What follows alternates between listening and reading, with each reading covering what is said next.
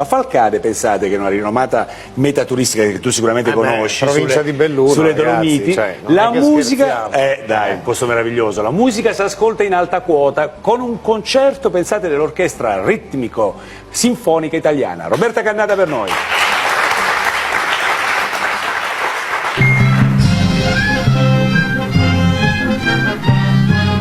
Siamo a Falcade, tra le mete turistiche più rinomate delle Dolomiti Venete. Lo scorso inverno un'alluvione ha devastato questa foresta, ma oggi gli strumenti dell'orchestra ritmico-sinfonica italiana, costruiti con i legni pregiatissimi di questi meravigliosi alberi, suoneranno per raccogliere fondi.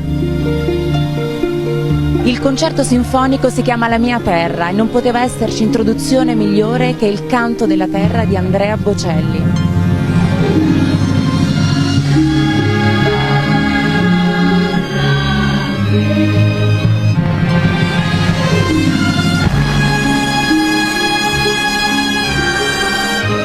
Nel bosco degli artisti nulla è lasciato al caso. Questi sedili sono stati ricavati dai tronchi sradicati dalla tempesta dello scorso inverno.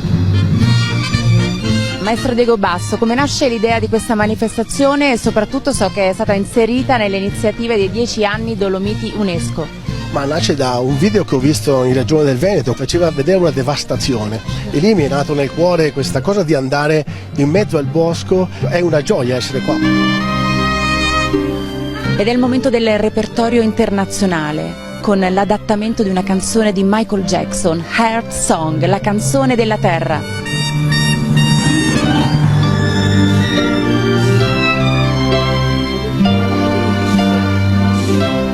E l'orchestra suona Imagine di John Lennon, il canto del sognatore che immagina un mondo senza barriere.